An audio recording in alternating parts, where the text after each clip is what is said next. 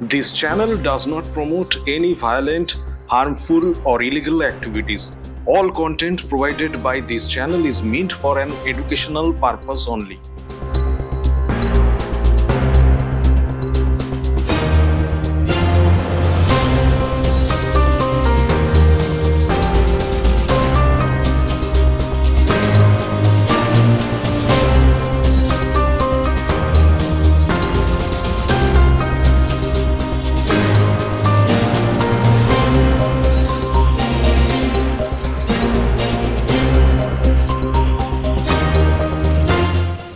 আমি ওর বিয়ে টিয়ে সব কিছু ঠিক করলাম, ও নিজেই ঠিক করলো। কাপড় চোপড় সবই লোয়া হলো।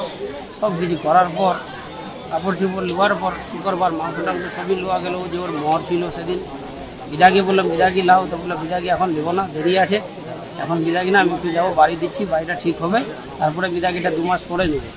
কিন্তু এখন আমি মহরটা করে চলে যাবো বাইরে। আয়োজন হলো সেদিন সকালবেলা মাংস টাংস নিয়ে আয়োজন হলো, সব খাওয়া দাওয়ার সব লোকজনকে ডাকানো। সকালবেলা যখন আমাকে লাস্ট বললো আমাকেই করে, তুমি কোথায়? আমি তো মাঠে। বললো যে কোথায় আছে? মাঠে আছি। মাঠ থেকে যখন আমি আসলাম দেখছি যে ও নাই। আমি ভাবলাম যে ঘাস টাস কাটতে গেছে, পাশে তো বাড়ির পাশেই মাঠ।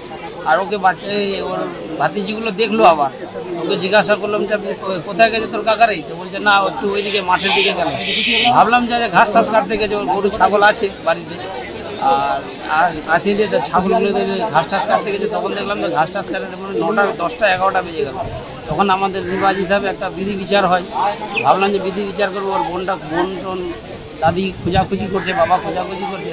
তখন বললাম যে দেখো একটু মাঠের দিকে, যদি হয়তো হতে পারে মাঠের দিকে যদি ডেকে কোনো বসে থাকে। বলছিল আবার যে মন ভালো নেই, মন ভালো নাই। তখন থেকে গেল এদিকে। তখন খোঁজাখুঁজির পর এলাম না ওকে। যখন আজকে আপনারা কি দেখলেন? আজ মোটামুটি শুক্রবার থেকে গায়েব হয়েছে। শুক্রবার সকাল 8:30 8টা থেকে ও গায়েব। আর আজকে থানাতে ওই একটা এফআইআর করেছি সেদিন শুক্রবারেও। তারপরে আজ থেকে খোঁজাখুঁজি করে পেলাম না। কালকে রাত্রেবেলা আবার ডায়েরি করতে গেলাম, সব পেলাম না। তো আজকে সকালবেলা ঘুম থেকে উঠেই আমরা খবর পাচ্ছি এখানে মাঠের কাছে পাট কাটছিল। পাট কেটে ও একটা ওর বাচ্চা পায়খানা বাথরুম লাগেছে, ও চলে এসছে এদিকে আমবাগানের কাছে, বাঁশবাগানে এদিকে দেখতে পায়খানা করতে আসে। সে উনি দেখতে পায় যে এখানে একটা লাশ পড়ে আছে। কি অবস্থায় আছে লাশটা? লাশটা খুব খারাপ অবস্থায় আছে। গর্দনটা গলাটা কেটে দিয়েছে। মাথাটা কি আলাদা রেখেছে?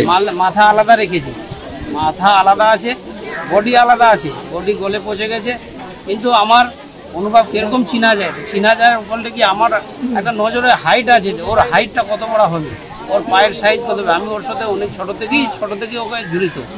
একটা লুঙ্গি একটা গেঞ্জি পরে ও বের হয়েছে। এইটা দেখছি সকালবেলা এসে দেখছি যে এরকম বডি পরে আছে। পরনের কাপড় দেখেই বুঝতে পারলেন যে ওই আছে? পরানার কাপড় দেখি, ওর হাইট দেখে, সে বডি দেখি বোঝা আছে যে আমার শালাই, এছাড়া আর কেউ নাই। কি মনে হচ্ছে কে করতে পারে এই ঘটনা? এখন তো সেটা দেখেছি যে একটা মেয়ের সাথে ইনভলভ আছে। ফোন কল একটু করেছিলাম যে ওই রাত্রে 24 তারিখের রাত্রে কথা হয়েছে ওর সঙ্গে। 24 তারিখে কথা আমার সঙ্গে হয়েছে 2বার। 24 তারিখে 2বার আমার সঙ্গে কথা হয়েছে। ওর যে স্ত্রী যে হওয়ার ছিল, ওর সাথে হয়েছে মোটামুটি 10-12 বার। ও তো বাইরে, কিন্তু যে মেয়ের সাথে আমরা সন্দেহ করছি, ওর মেয়ের সাথে 9বার 8বার কল হয়েছে রাত্রে। কল রেকর্ডিংও কিছু আছে, ওগুলো কল আছে।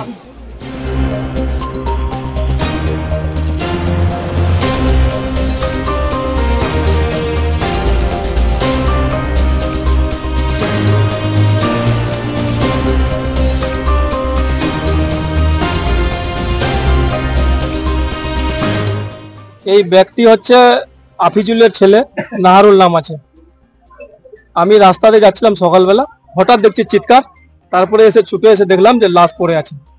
একটা বাচ্চা ছেলে প্রথমে দেখেছিল, তারপর লাশটা তো একদম গলা কাটা, গলা আলাদা আছে, মাথা আলাদা আছে, লাশ বডি আলাদা আছে। এটা তারপরে মানে এই ছেলের যেটা পচেছিল 25 তারিখ সকাল 10টা অবধি, কিন্তু ওই ছেলে নিজে বিয়ের জন্য বাজার করছে, সব কিছু করেছে। ছেলে লুঙ্গি পরে আর একটা গেঞ্জি পরে বাইরে এসছে বাড়ি থেকে, আর খুঁজে পাওয়া যায়নি। কোথায় বিয়ে হওয়ার ছিল? মোবারকপুরে। এবার ছেলের মোবারকপুর।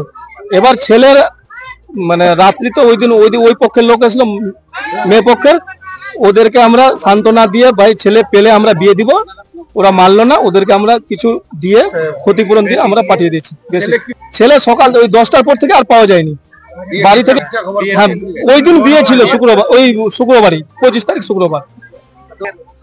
তারপরে আমরা ছেলে যে নাই, তারপরে আমরা মোর মোবাইল বাড়িতে রেখে এসেছিল, মোবাইল এবার লক ভেঙে কল লিস্ট দেখলাম, অন্য মেয়ের নাম্বার, বিবাহিত মেয়ের নাম্বার, বাড়ির পাশে বাড়ি। এবার ওই মেয়ে দেখছি ওই এখানে আছে, কল কে যে এসে বলে দিল যে তোমার সব পাওয়া গেছে, মেয়ে এখান থেকে ভাগ হারাজোড়ায়, ওর বাপের বাড়ি হারাজোড়ায়। এখানকার লোক, ছেলের বাবারা ভাইরা গেছিল, আরো লোক গেছিল ওদের সাথে, আমি যাইনি। ওদেরকে বলছে দাঁড়াও দেখছি আমরা। এই দেখা দেখি করে আজ 4 দিন 5 দিন হয়ে গেল, 6 দিন হয়েছে, কিন্তু কোনো খোঁজ নেই। আবার একটা ডিপ টিউবওয়েল আছে, ডিপ টিউবওয়েলের কাছে দেখো, এই পাশে আছে ডিপ টিউবওয়েল, এখানে ডিপ টিউবওয়েলও দেখেছে এসে নাই, পড়েছে। বলছি ওরা কি করে বললো এই পাশে ডিপ কলের এখানে? আর বলতে পারছি না আমরা, ওরাই জানে। এই যে যে হ্যাঁ, ওর ভাইরা বলছে যে টাইম দাও আমাদেরকে, ওর বারবার বলছে টাইম দাও আমাদের।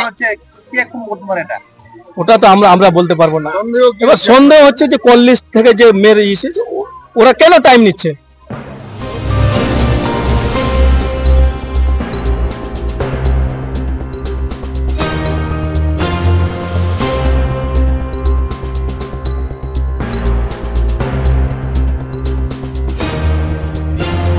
আমাদের ভিডিও ভালো লাগলে লাইক এবং শেয়ার করুন।